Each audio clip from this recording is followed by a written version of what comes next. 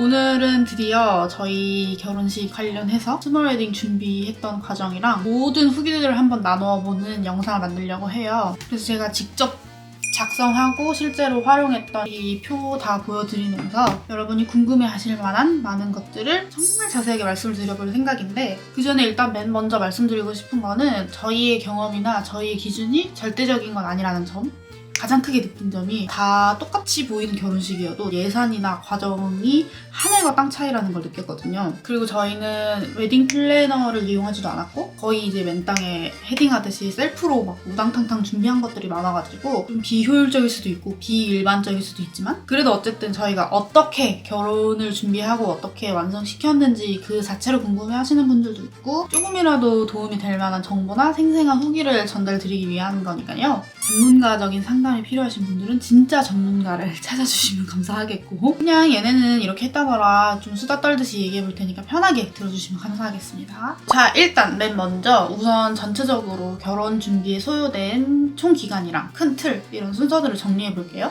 저희는 이제 21년 11월에 처음으로 정식 상견례를 하면서 양가 부모님들께서 이야기를 나누셨고, 딱 1년이 지난 2022년 11월에 결혼식을 하게 됐으니까 총 1년이 걸린 셈이거든요. 이 상견례를 맨 처음 시작으로 해서 보통 일반적으로 준비하시는 순서가 마음에 드는 홀을 먼저 계약하거나 그 다음에 플래너를 계약하거나 그 다음으로 이제 스드메 계약, 드레스 투어, 예물, 스튜디오 촬영, 신혼여행 예약, 청첩장 제작 이런 식으로 진행이 된다고 생각하시면 돼요. 일단 그 전에 저희 구독자분들은 아시겠지만 저희가 약간 스몰 웨딩 같은 일반 웨딩 같은 스몰 웨딩을 진행을 하게 됐는데, 간략히 먼저 이유를 설명을 드리자면 사실은 저희가 둘 다 약간 홍대병이 좀 있어가지고 솔직히 저희들 뿐만 아니라 많은 신랑 신부님들이 흔하지 않은 특별한 웨딩을 하고 싶어 하실 것 같아요. 그런데 그게 이제 쉽지 않은 이유는 나랑 둘이서만 하는 게 아니라 부모님들 모실 손님도 생각해야 되고 한쪽이라도 의견이 맞지 않으면 진행하기가 어려운데, 저희는 이제 감사하게도 양가 부모님들 모두가 너네 하고 싶은 대로 해라 존중해 주셔서 맨 처음에 스몰 웨딩을 고려하기 시작했고, 사실 좀 더 깊숙한 얘기를 해보자면 저희가 지금까지 걸어온 과정이 좀 평범치만은 않았잖아요. 미혼 상태에서 동거를 먼저 시작을 했고 또 결혼식 없이 혼인신고를 먼저 하게 됐고, 어떻게 보면 좀 현실적인 부분들을 많이 고려했던 선택들이거든요.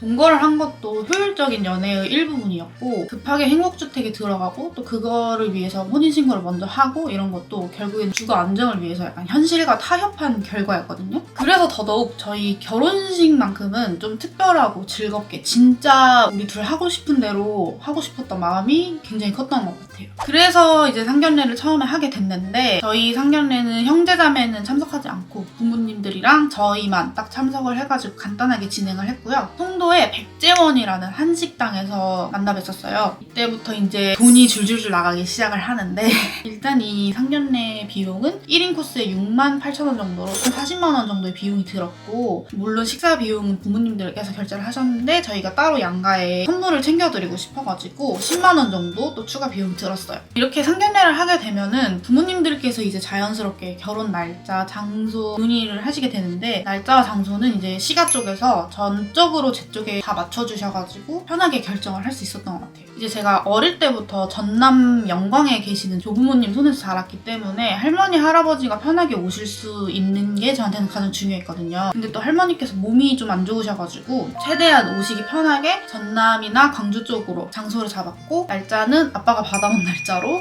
확정을 하게 됐습니다. 2022년 2월쯤부터 웨딩 장소를 알아보기 시작을 했고요. 조건은 이제 전남, 광주 쪽에 스몰 웨딩 또는 야외 웨딩을 선택하는 거였어요. 첫 번째로 상담받은 곳이 특정 베뉴나 웨딩홀이 아니라 어떤 웨딩 업체였는데, 광주나 광주 근교의 여러 가지 장소에서 좀 다양한 웨딩을 연출하고 그런 진행해주신 업체였거든요. 이제 상담을 가면은 그동안 진행했던 여러 가지 장소나 여러 가지 스타일을 보여주시면서 제가 골라나갈 수 있게 돼 있고, 장소에 따라서 이게 대관료부터가 엄청 천차만별이더라고요. 첫 번째 업체랑 상담을 통해서 이제 대략적인 금액 계획들을 좀 파악한 뒤에 두 번째로 미팅을 가는 곳이 상하농원이었어요. 여기가 이제 전북 고창에 있는 매일유업 실제 공장이랑 붙어있는 농원인데 호텔, 글램핑장, 수영장 이렇게 같이 있는 좀 규모가 큰 곳이거든요. 웨딩이 실제로 이루어지는 곳은 완전 야외 막 이런 들판이 아니고 상하호텔 1층에 있는 연회장, 그러니까 조식 뷔페 먹는 곳, 거기서 웨딩을 하게 되는데 한쪽 면이 전부 다 통창이어가지고 온실 느낌도 나고 야외는 아니지만 야외의 느낌을 가장 많이 갖추고 있는 공간이었어요. 층고가 정말 높아가지고 탁 트인 느낌? 그리고 자연적인 느낌이 너무너무너무 마음에 들었고 또 호텔이 운영되고 있으니까 출장 뷔페를 따로 사용을 안 해도 되고 무엇보다 저한테 있어서는 영광에서 차로 한 25분, 30분밖에 안 걸리기 때문에 정말 베스트였던 장소였거든요. 여기가 또 장소만 그냥 딸랑 대여를 해주는 게 아니라 상하 호텔 자체에서 이제 웨딩팀이 운영이 되고 있어가지고 이런저런 도움을 많이 주실 수 있다고 해서 야외 웨딩과 호텔 웨딩의 장점을 적절히 섞은 것 같은 그런 느낌? 이제 저희가 여기서 계약을 했을 때 당시에는 1인 식대가 6만 원이었고 대관료는 대략 300만 원대에서 진행이 됐고 최소 보증 인원을 120명으로 잡아가지고 대략 1,000만 원 정도의 견적이 나왔어요. 다만 내부에 들어가는 꽃장식은 전부 별도이기 때문에 꽃장식 업체를 또 따로 골라서 거기에다가 계약을 하는 시기거든요. 꽃장식 같은 경우에도 정확한 금액을 말씀드리기는 어렵고 대략 500만 원대 에서 진행을 하게 되었어요. 사실 이 웨딩 시장 자체가 진행 규모나 연출 정도에 따라서 같은 곳에서 웨딩을 하게 되더라도 견적이 너무 많이 차이가 나더라고요. 정확한 금액을 말씀드리기가 제 입장에서도 조금 어렵고 업체 입장에서도 조금 곤란하실 수 있어서 앞자리만 표시하는 걸로 할게요. 특히 꽃장식 같은 경우에는 꽃 종류나 원하는 레퍼런스, 약간 이 화훼시장 그런 거에 따라서 견적이 정말 많이 달라지기 때문에 제가 또 듣기로는 신라호텔의 영빈관 같은 그런 곳에 꽃장식을 채우면은 꽃장식만 1,000만 원 이상이라고 하더라고요. 그러니까 이 부분은 정찰제도 아니고 저희 같은 경우에 이렇게 진행했다는 거니까 이거는 아주 그냥 참고만. 어쨌든 결론적으로 저희는 꽃장식까지 대략적으로 1,500만 원대 선에서 베뉴 비용을 지출했다는 점. 이렇게 상하농원과 웨딩 계약을 마치게 됐는데 저는 따로 플래너를 쓰지 않았거든요. 상하농원 덕이 큰 것 같아요. 상하 웨딩팀이 그동안 진행했던 자료들을 토대로 드레스 업체, 출장이 용이한 메이크업 업체, 전문 사회자 이런 것들을 컨택을 해주시겠다고 하셨거든요. 사실 이게 준비를 하면서 이게 맞나? 다른 사람들도 다 이렇게 하는 건가? 하는 그런 순간이 너무 많아서 후회도 조금 하긴 했거든요. 근데 막상 전부 다 끝나고 나서 보니까 플래너의 역할을 절반 이상이 또 상하농원에서 해주셨고 또 저희가 본식만 스몰 웨딩처럼 한 게 아니라 과정 자체를 간소화하고 저희 식대로 한 게 너무 많았어가지고 만약에 플래너를 썼었어도 막상 저희 스튜디오는 안 해요. 드레스는 무조건 싼 거예요. 막 이렇게 했으면은 좀 플래너를 쓰는 의미가 없었을 것 같아서 저희는 결론적으로 만족을 하고 있고 근데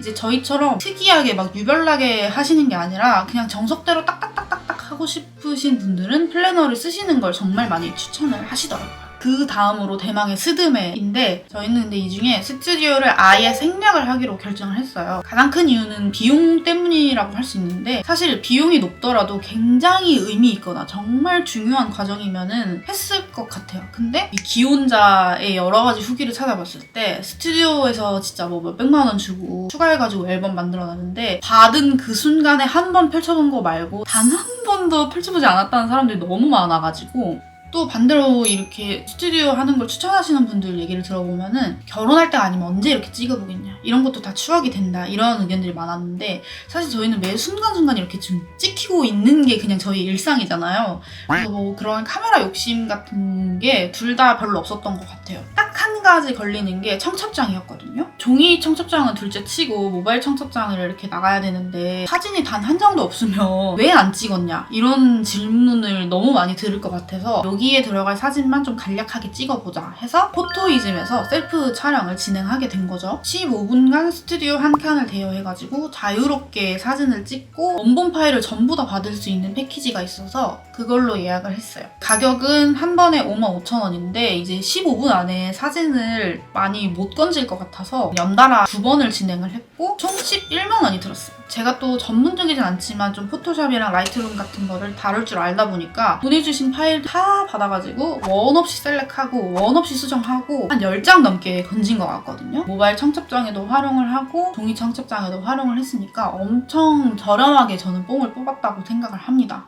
그 다음에 이제 드레스인데 드레스 고를 때도 저는 확고한 기준이 있었어요. 첫 번째로 비싸지 않을 것, 그리고 두 번째로 움직임이 편할 것. 딱 이 두 가지였거든요. 드레스 샵은 아르하 드레스라는 샵에서 진행을 했고 저는 광주점에서 계약을 했어요. 하이엔드 막 드레스는 아니고 좀 세미 드레스, 빈티지 드레스 느낌이 나는 브랜드거든요. 여기는 상하농원에서 리스트업을 해주신 업체 중에 하나였는데 실제로 하우스 웨딩이나 스몰 웨딩을 하시는 신부님들이 화려한 드레스보다는 이런 단정한 드레스, 과하지 않은 드레스를 많이 선호하신다고 해요. 제가 생각했을 때도 막 화려하게 비즈가 막 반짝반짝 달리고 베일이 막 이렇게 끌리는 드레스들은 조명이 빵빵한 실내 웨딩이나 고급스러운 분위기에 어울릴 것 같다는 생각이 많이 들었어요. 그래서 이제 첫 번째 피팅 때 골랐던 드레스가 바로 그 영상에서 공개가 안 됐었는데 이거였거든요. 안에서 보는 거랑 진짜 다르죠. 진짜 이 재질이 그냥 나한테 좀 더 맞는. 근데 처음에 피팅을 했을 때는 제가 끌리지 않는 드레스 여기에만 너무 과하게 집중을 했던 것 같아요. 그래서 H라인이나 머메이드 라인 위주로 많이 봤던 것 같아요. 그 중에서도 양쪽이 다 오프숄더로 이렇게 어깨를 감싸는 디자인은 팔을 움직이기가 불편하다고 해서 그나마 이제 팔 쪽에 여유가 있었던 이 드레스를 골랐었는데 곰곰이 생각을 할수록 이 드레스마저도 입었을 때 너무 불편할 것 같은 거예요. 머메이드 라인 같은 경우에는 허벅지가 이렇게 꽉 껴요. 걸음이 좀 불편하고 라인을 막 강조하는 여성스러운 디자인이다 보니까 제가 생각하는 좀 발랄하고 자유롭고 즐거운 웨딩에는 안 어울릴 것 같더라고요. 그래서 이제 두 번째 드레스 피팅을 2주 전에 급하게 하게 되었고 결론적으로 이 드레스로 바꾸게 되었습니다. 오케이, 좋아 완벽하다. 좋아 아 예쁘다.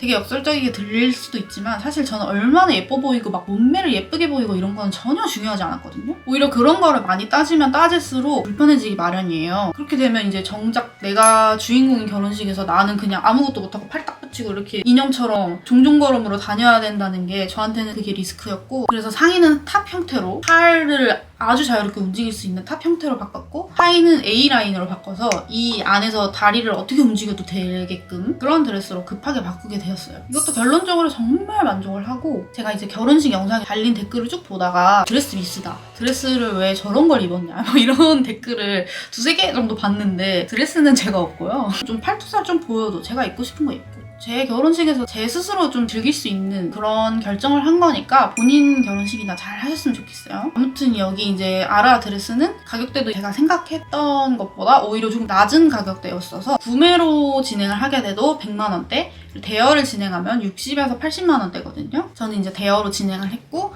2주 전에 드레스 변경을 하게 되어서 위약금 10만 원까지 해서 총 85만 원 정도의 견적이 나왔습니다. 그 다음은 메이크업인데 이 부분은 저희가 가장 신경을 좀 못 쓴 부분이기도 하고 크게 욕심이 없던 부분이라 정말 저렴하게 진행을 한 것 같아요. 저희 직장이 전북 고창이잖아요. 식 전에 뭐 광주 시내에 있는 메이크업을 다녀오기가 시간이 너무 촉박한 상황이어서 출장 메이크업 위주로 알아봤고 여기 업체 역시 상하농원에서 몇 번 진행을 해본 업체를 소개시켜 주셔가지고 그 중에서도 이제 경력이 많고 저렴한 곳으로 계약을 했어요. 신랑, 신부, 혼주 4분 출장비까지 해서 총 48만 원에 진행을 했으니까 엄청 저렴하게 했다고 생각하거든요. 받아본 결과 솔직히 엄청 감각적이고 막 젊은 감성이고 이런 느낌은 아니었거든요. 근데 정말 딱 기본적인 신부 화장 강조할 거 딱딱 강조해주시고 빠르게 해주셔서 저는 만족했고 이런 부분에 있어서는 오히려 이제 또 저희가 막 레퍼런스를 찾아서 보여드리거나 열심히 요구했어야 하는 부분인데 그러지 않고 정말 아무 생각 없이 아무 요구도 없이 받았기 때문에 오히려 메이크업쌤 입장에서 힘드시지 않았을까 그런 생각이 들어요. 근데 뭐 결론적으로 사진도 다 잘 나왔고 현장에서도 친구들이 다 잘 됐다고 해줘가지고 딱히 뭐 후회는 없습니다. 이제 스드메 다음으로는 예물인데요. 저희는 그냥 이런 거 저런 거 의미도 없고 잘 차지도 않는 거는 다 생략하고 딱 웨딩링만 진행을 했어요. 그 전부터 웨딩링을 하게 되면 꼭 하고 싶은 반지가 있었거든요. 그게 바로 지금 끼고 있는 부쉐론인데 저희 커플링 스타일도 그렇고 막 보석이 박히고 막 커플스러운 것보다 좀 볼드하고 중성적인 반지를 좋아하거든요. 근데 또 반지는 막상 껴보면은 느낌이 다르다고 해서 주얼리 매장이 많이 모여있는 명동의 롯데 에비뉴엘 본점에서 웨딩링 투어를 했습니다. 그날 쇼파드도 가보고 쇼메에서 비마일러브도 껴보고 불가리에서 비제로원도 껴보고 했는데 뭔가 이렇게 딱 느낌이 오는 게 없었어요. 공교롭게 순서마저도 마지막으로 부세론을 가게 됐는데 그냥 매장에 들어가서 딱 보자마자 아 이거다. 그냥 제일 예뻤어요. 실물로 봤을 때도 제일 예뻤고 가장 비쌌고 가격이 가장 비쌌다는 게 조금 고민이 됐지만 다른 부분에서 비용을 조금씩 아꼈기도 했고 본식 장소 다음으로 가장 로망이 있었던 게 웨딩링이어가지고 부세론으로 최종 결정을 하게 됐습니다. 제가 끼고 있는 콰트로 클래식 스몰링은 535만 원이고요. 혁이가 끼고 있는 거는 또 약간 이게 같은 라인인데 디테일이 살짝 다르거든요. 두 줄 붙어있는 느낌의 콰트로 웨딩 밴드 블랙 에디션이라고 해서 가격이 425만 원, 두 쌍에 960만 원이었거든요. 저는 살면서 뭔가 이렇게 한 품목에 한 번에 큰 돈을 써본 게 처음이에요.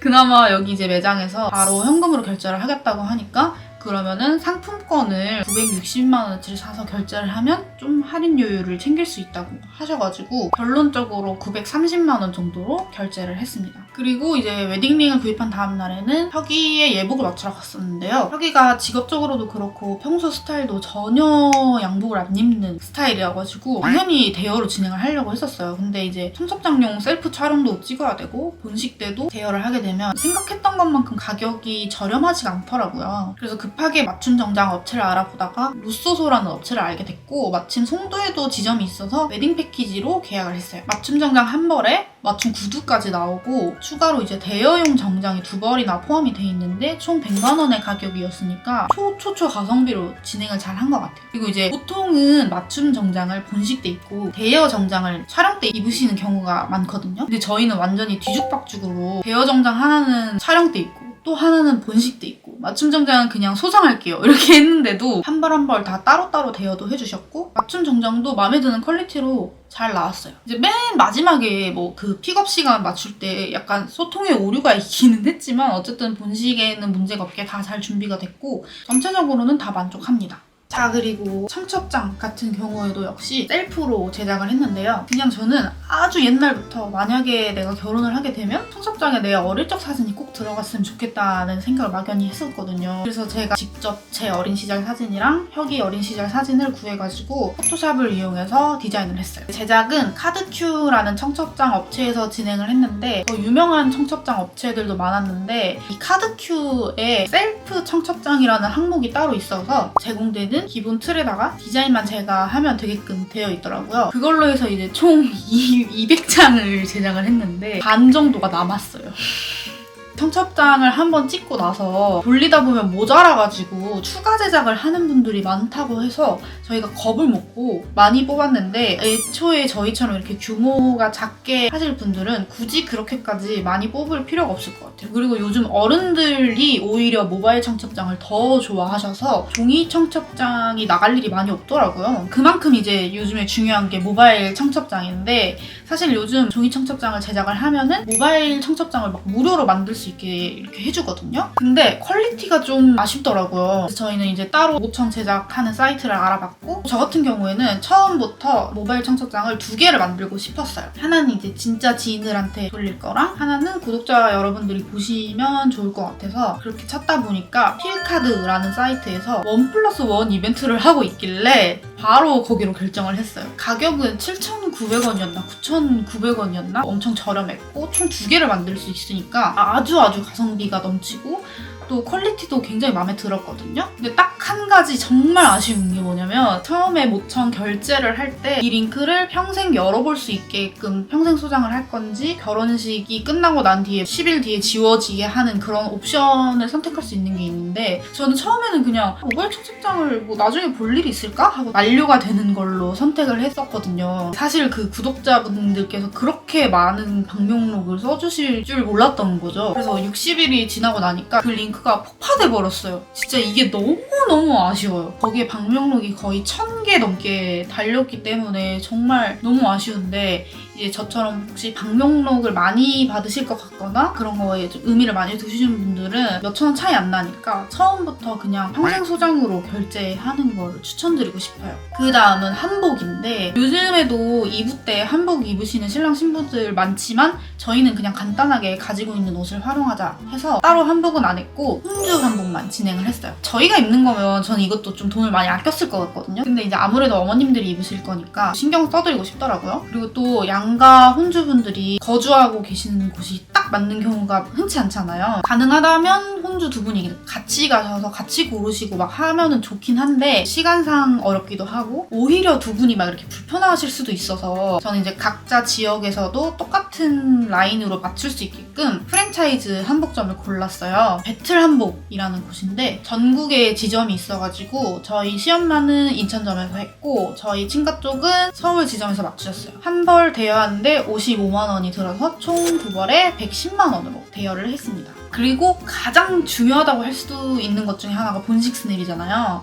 저는 이제 운이 좋게도 아주 친한 지인이 사진을 업으로 하고 있는 분이라 당연히 무조건 그 친구에게 맡겨야겠다고 생각을 했어서 결혼 윤곽이 제대로 잡히자마자 제일 처음으로 계약을 갈겼던 게 바로 본식 스냅이거든요. 그치만 또 이제 지인 찬스니 뭐니 해서 무급으로 막 진행을 한다거나 헐값에 막 이렇게 우정페이로 진행을 하는 거는 서로가 서로에게 좋지 않을 것 같다고 생각이 돼서 너가 실제로 계약을 했을 때처럼 견적을 달라고 했고 보조 작가랑 출장비까지 포함을 해서 총 110만 원에 계약을 했어요. 근데 이거는 아마 친구가 더 싸게 해주지 않았나 하는 이제 절 잘 아는 사람이랑 진행을 하니까 원하는 스타일도 빙빙 돌려서 말하지 않아도 되고 레퍼런스 공유하는 것도 너무너무 편했고 또 지금 후반 작업을 막 하고 있는데 마음이 이렇게 딱딱 맞게 진행을 되고 있어가지고 정말 만족해요. 선임장 작가님 진짜 최고입니다. 다 아직도 끝난 게 아니고요. 본식에 관련된 진행에 관련해서도 부수적으로 들어가는 비용들이 굉장히 많아요. 줄에 없는 식을 했기 때문에 사회자가 엄청 중요했는데 전문 사회자를 섭외를 했고 이 섭외 역시 상하농원에서 도와주셨습니다. 총 섭외비는 30만 원에 진행을 했습니다. 그리고 사회자 못지않게 중요한 게 이제 헬퍼. 솔직히 저는 헬퍼가 꼭 있어야 할 것 같다는 생각 자체를 안 했어요. 저는 막 신부가 막 이렇게 한 발짝 움직일 때마다 헬퍼분들이 막 졸졸졸 따라다니면서 1분에 한 번씩 막 드레스 만져주고 베일 만져주고 머리 넘겨주고 막 이렇게 하는 게 굳이라고 생각을 했거든요. 워낙 자연스러운 걸 좋아하기도 하고 뭐 신부가 결혼식 하다 보면 머리 흘러내릴 수도 있고 그런 거지 사진에 잘 찍히기 위해서 막 그것보다 그 현장에서 제가 행복한 게 1순위였기 때문에 전문 헬퍼를 알아보지를 않았어요. 다만 아무리 뭐 저 편한 대로 웨딩을 한다 한들 뭐 신부가 가방 메고 다닐 수도 없는 거고 옆에서 이것저것 도와줄 친구 한 명 정도는 있어야 할 것 같아서 가장 편하면서도 제 스타일을 잘 아는 친구에게 부탁을 했고 정말 많은 부분을 도와줘서 아예 없었으면 진짜 큰일 날 뻔했다 이렇게 생각을 했어요. 이제 전문 헬퍼분들께 드리는 만큼은 아니지만 20만 원 정도 보수를 정산을 했고요. 이 다음으로 또 저희가 신경을 굉장히 많이 쓴 부분이 하객 관련된 거거든요. 장소가 지방이고 그 중에서도 엄청 외지다 보니까 교통편이 정말 답이 없었어요. 대중교통으로는 못 오는 수준이었거든요. 애초에 장소에 구애받지 않고 무조건 와줄 수 있는 분들만 모시기도 했는데 어쨌든 오시는데 최대한 불편함이 없도록 하기 위해서 셔틀버스를 알아보기도 했고 근데 이건 결론적으로 이용하시는 분들이 한 분도 없어서 진행을 하지는 않았고요. 당일날 일찍 와 계셔야 되는 시가 식구들 그리고 저희 직계가족 식구들 본식 스냅 작가님 저희 헬퍼님 이 정도는 최대한 편하게 모시고 싶어서 상하 호텔에 객실을 미리 예약을 해뒀고 총 객실 5개를 예약을 했는데 이제 상하농원에서도 신랑 신부 할인을 약간 해주셔서 100만 원대로 지불을 했습니다. 그리고 이제 또 혁이 회사 식구분들 전부 다 인천에서 내려오시니까 버스 대절을 해드렸고 다행히 인원이 엄청 많지는 않아서 미니버스로 대절을 했고 이제 버스 간식값 이런 것까지 다 포함해서 약 75만 원 정도 그 밖에 이제 답례품 비용으로는 혁이 회사에만 조금 간단하게 돌렸으니까 20-30만 원 정도를 해결을 했고요. 사실 이 이외에 청첩장을 돌리기 위해서 사람들한테 만나면서 막 밥 사주고 광주 왔다 갔다 하고 이 부분에서 나가는 돈도 만만치 않으니까 예비 신랑 신부님들은 이런 점까지 고려를 하시는 게 좋습니다. 드디어 대망의 마지막 신혼여행 부분인데요. 저희가 또 신혼여행에 대한 로망이 막 크지는 않아서 비용도 아낄 겸 동남아로 알아봤어요. 있었고 둘 다 한 번도 안 가본 태국으로 결정을 했죠. 근데 저희가 비행기를 예약했던 시점이 정말 최악이었던 것 같아요. 코로나 엔데믹에 접어들고 해외여행 규제 막 풀리고 유류비가 엄청 하늘을 뚫고 있을 때 방콕 인천 왕복 비행이랑 또 방콕에서 끄라비로 왕복하는 비행기 다 해서 170만 원 정도가 들었어요. 동남아 치고는 좀 비싸게 한 것 같고 근데 또 반대로 숙소에 있어서는 딱히 아낄 생각이 없었는데 일정상 얼떨결에 아끼게 되었어요. 100만 원이 안 되게 총 5박을 해결하게 됐으니까. 그리고 또 현지 경비랑 체험료 거기 간다고 또 막 옷 사고 이런 것들 다 합쳐서 대략 130만 원 정도 나간 것 같아요. 총 400만 원이 안 되게 들었는데 신혼여행 치고는 꽤 가성비가 있었던 것 같고 근데 또 여기 회사가 당직 스케줄만 잘 조정을 하면 5일 이상 쉴 수도 있는 기회가 많아서 나중에 하와이 한번 가보려고 합니다. 자, 이렇게 해서 대략 제 엑셀 파일들 그냥 깔끔하게 탈탈탈탈 털었고요. 그래서 최종적으로 얼마 들었는데 하실 분들을 위해서 총 정리를 해볼게요. 나름대로 이제 시간 순서대로 제가 표를 짠다고 했는데 맨 처음에 상견례 밥값 40만 원에 선물 10만 원 해서 총 50만 원. 그리고 베뉴 관련해서 대관료는 300만 원대. 식대는 1인 6만 원인데 총 120만 원 해서 720만 원. 꽃장식에 부케랑 부토니에는 같이 포함됐습니다. 같은 업체에 맡겼어요. 대략 500만 원대. 총 1,500만 원대입니다. 드레스랑 예복은 제가 본식 드레스 85만 원. 이브 드레스는 그냥 인터넷에서 이브닝 드레스 느낌 나는 원피스를 구매를 했거든요. 20만 원 정도. 그리고 웨딩 슈즈는 그냥 쿠팡에서 샀어요. 저는 별로 중요하게 생각을 안 해서 그리고 좀 발이 편했으면 좋겠어가지고 약간 이렇게 슬리퍼 형태로 된 거 샀거든요. 쿠팡에서 3만 원짜리 샀고요. 신랑 예복은 루소소 웨딩 패키지에서 100만 원, 200만 원 정도. 그 다음에 메이크업, 신랑 신부 혼주 포함해서 48만 원. 신부 관리 이런 거 아예 안 받았고요. 웨딩 메일도 아예 안 했습니다. 48만 원. 그다음에 웨딩링 130만 원. 그리고 사진 관련해서 스튜디오 촬영은 아예 생략했고 선인장 작가님 110만 원. 그리고 셀프 촬영으로 포토이즌 11만 원. 그래서 121만 원. 청첩장 제작 카드큐에서 13만 원. 모바일 청첩장은 필카드에서 7,900원. 그래서 총 14만 원 정도 나왔고요. 혼주 한복도 아까 말씀드린 것처럼 110만 원. 진행 관련해서 헬퍼 20만 원. 사회자 섭외비로 30만 원. 총 50만 원 나왔고요. 그다음 이제 하객 관련해서 숙소 100만 원대, 버스 대절, 버스 간식비, 회사 답례품 다 해서 200만 원 정도. 신혼여행, 비행기값, 숙소, 현지 경비, 체험료 이런 거 다 해서 388만 원. 이렇게 해서 총 금액이 3,600만 원대입니다. 그리고 진짜 찐막 마지막으로 이렇게 돈 들었다고 해도 결국에 뭐 축의금으로 다 퉁쳐지지 않나 이런 거에 대한 답을 드려볼게요. 축의금이 총 얼마 들어왔다 이렇게 밝힐 수는 없지만 저희 같은 경우에는 뭐 반도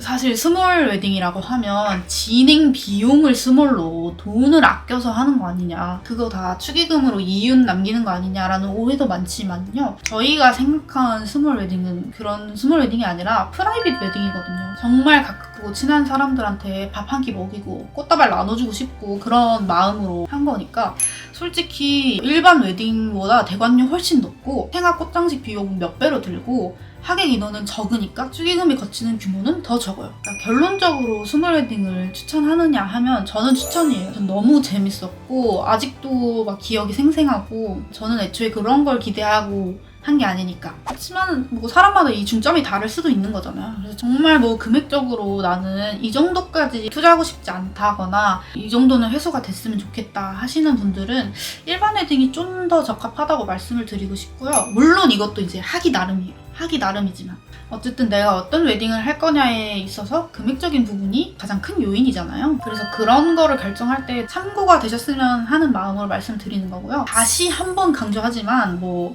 웨딩은 정말 자기 하기 나름이다. 절대로 절대적인 건 없다 라고 생각합니다. 아시겠죠? 이 밖에도 뭐 더 궁금한 점이 있으시다면 제가 아는 선에서는 최대한 답글을 남겨드릴 테니까 궁금한 점 댓글로 많이 남겨주시고요. 올해 이제 결혼 준비하시는 예비 부부분들 전부 결혼 준비 잘 하셨으면 좋겠고 후회 없는 결혼식이 되셨으면 좋겠습니다. 파이팅! 그럼 안녕!